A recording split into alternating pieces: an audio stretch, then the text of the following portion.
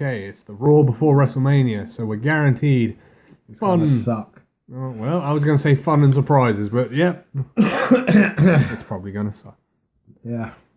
So we're kicking things off with Stephanie McMahon. Right. Yada yada yada. So this was already heavily rumoured. Stephanie thought she'd just come out and confirm it for us. So the WrestleMania main event is now winner takes all. The only thing I'm still curious about is, does that mean they're unifying the titles? Is it an undisputed title match? Or is it just going to be whoever wins both belts is just going to be a dual champion? Yeah, they haven't been very specific on this one, have they? No. Yeah, and then she buggered off. Yeah.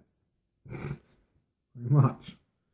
And then you would think this would end the show. Yeah, you would have thought so. But no, their top heavyweight champion is out first. Yeah, he's decided he can be asked to turn up this week. Nice of him. And he was with his advocate. Oh, good old Paulie. Yeah, and he just basically said Brock's going to decimate Seth. It's going to be embarrassing. Mm. Well, Seth didn't like that. Oh, no, he didn't indeed.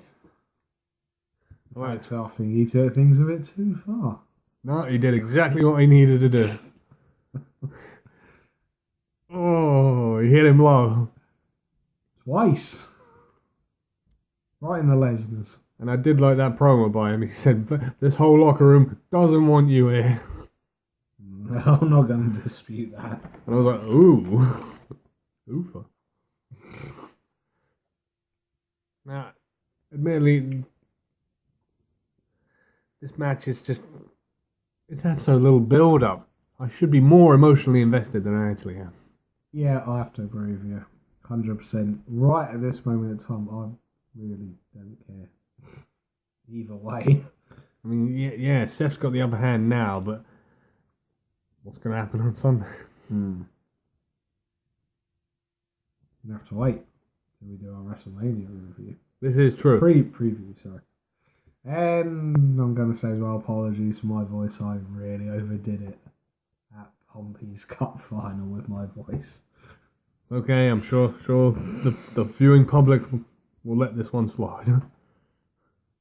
Thank you. And if they don't, well, shut up. Whoa. Easy there, Vince. Oh, no. So, you ready for some pointless tag team matches? Yeah, make it happen. So, we're apparently building up the women's tag title match. And I've got to make the point at this point in time as well. They really are starting to make a mockery of this whole brand split. Yeah. It just seems, sod it, you can turn up this week. Sod it, that person can go to that show this week. Yeah, we didn't even get that, they were invited.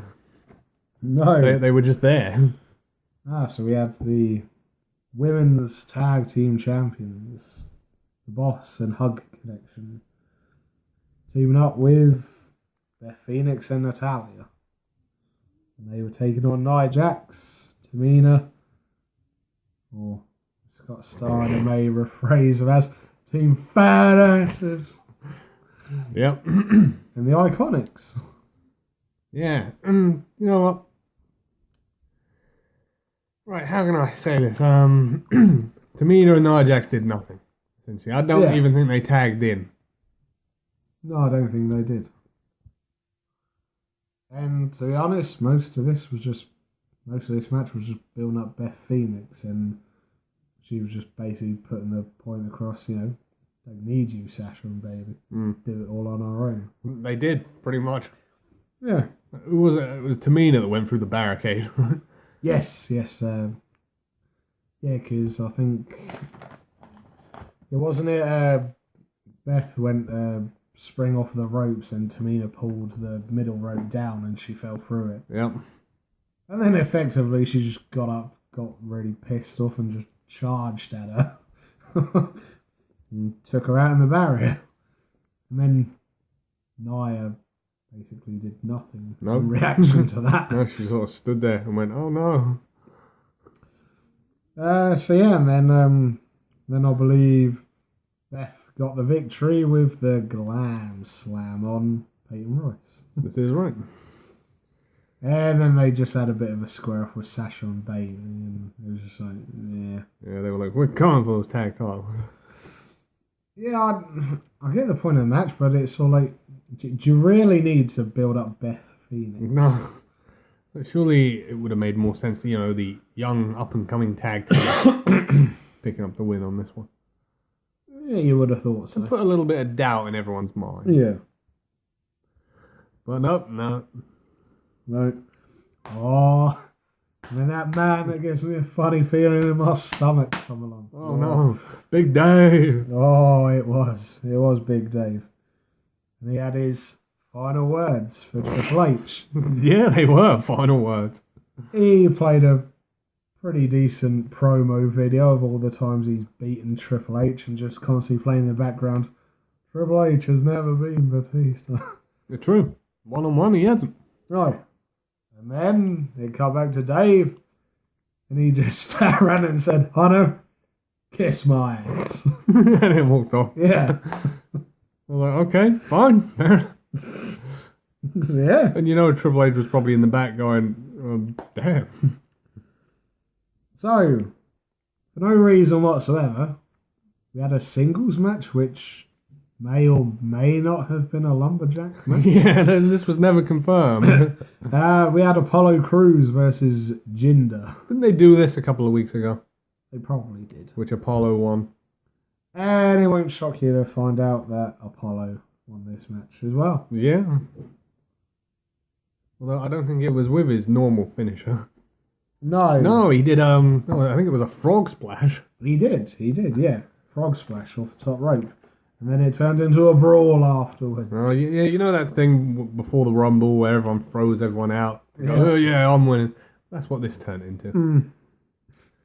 And surprisingly, the Rumble was won by Apollo. He was the last man standing. Yeah. And he did, launch the Sings into Jinder at the same time as well. Best place for him.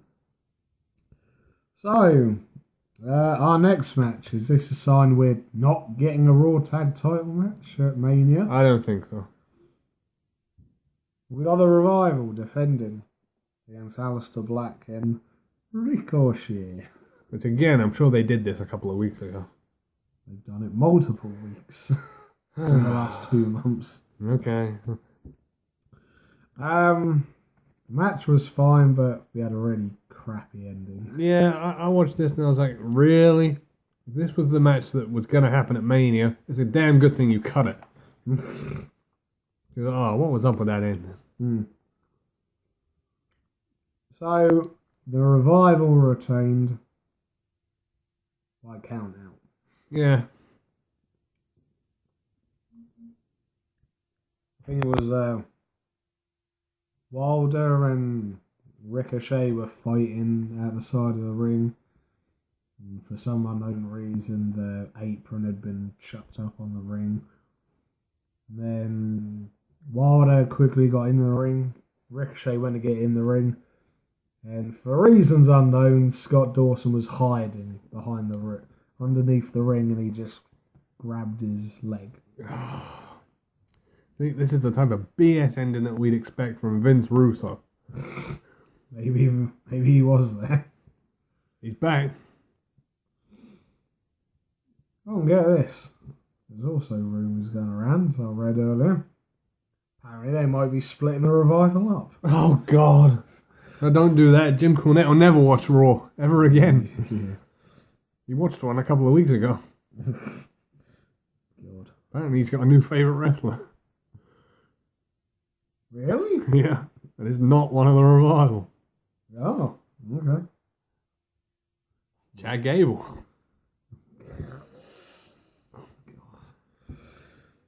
So, moving on. We had an interview backstage with Roman Reigns. Yeah. talking about his fight with Drew. And then we got halfway through the interview, and then Drew came out of nowhere and attacked Roman. Yeah. Wasn't that much of an attack. I mean, he threw him into some boxes. Mm-hmm. Messed his hair up, though. And that fat security guard came along, the one that is useless and doesn't ever prevent anything. Yeah. Yeah, and that was pretty much it. And then they did make the point of showing Roman getting back up. He was all right. But still, I'm still wanting to know why this match is even happening. Talking of matches even happening, we had Ronda Rousey, Charlotte Flair, and Becky Lynch teaming together. Yes. And they got told if they got physical during the match against one another, I think wasn't it like they'd like forfeit the Mania match? Yep. Or whatever. They'd be removed from the match. Yeah. And predictably, they were facing the Riot Squad. We probably haven't won a match this year. No, and it won't shock you to know because I'm not spending any time on this match whatsoever because it doesn't deserve it. No. They destroyed him. Yeah, I mean, there were a couple of sneaky tags in there, but the Riot Squad pretty much did nothing. Shock horror. And I think it was Liv Morgan who tapped out. Mm-hmm. To the armbar in literally a couple of seconds. Yeah. Oh. But we have to talk about the aftermath because this was hilarious. For all the wrong reasons. Yeah. So, immediately as soon as the bell rung, Ronda went after Charlotte, sucker punched her. Then Becky got involved. Then it was back and fro between the three of them. And then, of course, WWE's wonderful security tried to get involved. Half of them got laid out. Oh, and then the best part, the cops, the law enforcement turn up. And half of them got laid out. Yeah, I think it was Becky was the first one to get handcuffed. Yeah, why not? Then Ronda got handcuffed. Oh no, it might have even been Ronda who was the first one to get handcuffed. Yes, it was. And then, for some strange reason, hitting someone who's handcuffed is an arrestable offence now. Yeah. I'm pretty sure at one point Charlotte big booted one of the police officers. Yeah, this was pretty... So one after the other, they all got arrested. Then they got dragged backstage. Ronda and Becky, for some unknown reason, got put into the same police car. Oh, that was hilarious. And then they got into a fight in the back. Yeah, I mean, they completely lost track of this situation. And then Ronda broke one of the windows. Yeah. Then they decided, let's separate them. Good idea. So they went to put Becky in the same car as what Charlotte was in. And then she got out of it. And then as they opened the door, Charlotte ran out, went to go after Ronda, but somehow Ronda had gotten to the front of the car and drove the car into one of the other police cars. So she's damaged 2 police cars now. Yeah. Then they got Ronda out of the front of the car and put it back into the back. Then for some unknown reason, she started mouthing off out of the window, and Charlotte just come along, smacked her in the jaw with her knee. I have to admit, she sold it really poorly, though, because she sort of, done the right thing, sort of flopped and fell back into the window, but then, literally, within a couple of seconds, she was back up standing and shouting at Charlotte. And then it just ended with all the cars being driven off. Right, it was like, they've been read their rights. How is this going to affect the main event? Will they get out of jail? It's not. It's not going to affect it in the slightest. I tell you, oh man. Oh. Okay, on to the next one, because this is complete filler right here. So, some tag team action again. Yeah. Sam's favourite, stakes and weights, baby. Oh god. Heavy Machinery against Rude and Gable. You know what, I can't even go into this at all because it was barely anything. Don't think it even went 5 minutes. Oh, we got the predictable interruption. Yeah. Lacey Evans come out. Hi, bye. And I do believe it was Gable who took the compactor. Yes. But before he was hit with a caterpillar. Oh, terrible move. Great move. And then they sort of teased the breakup of Rude and Gable at the end. Because Rude was looking at him like, oh no, don't ever want to do this anymore. Oh, so this was set up backstage. Why, we do not know. So Braun found two random people backstage and said that they were Colin Jost and Michael Che. They weren't. No. And he was going to beat them up. Yeah. So that's what he did. But we're not even going to go into this one. Braun Strowman beat up a couple of jobbers. Yep. That's all it was. We don't know why. And he finished the match, if you can even call it that, with a double power slam. Right. You're still on the pre-show, Braun. Mm-hmm. And we had a quick video of Elias outside the MetLife Stadium saying he's ready for WrestleMania. There's going to be no interruptions. So you know there is going to be Of one. course. And yeah, you're going to have to wait and see. So then moving on, we have Boring Bob in the ring. With the equally annoying Leo Rush. Yeah, again, I'm not going to devote any time to this whatsoever, because Christ, I can't stand listening to this guy talk. Well, not only that, they didn't even really explain why what's happening is happening. No, they didn't. They just made Bob just made a couple of references. They're saying, oh, he's not scared of Irish fairy tales. So then Finn Balor come on the screen and said, you haven't got a clue about demons and that. And then like the screen fogged up. And then he reappeared as the demon. Yeah. So he's got to watch out for that tongue. It's going all over the shop. Yeah, basically it. Oh, okay, the main event. So, this was meant to be Kurt's last ever match on Raw against Rey Mysterio. And I think, was it before the match started, they played the video montage that they'd made for Kurt? Yeah. Quite good. But no, it was interrupted by the miserable Baron. Yeah. And then pretty funny, he said, yeah, I know I'm not the guy you want to see in this match. They chanted Cena. So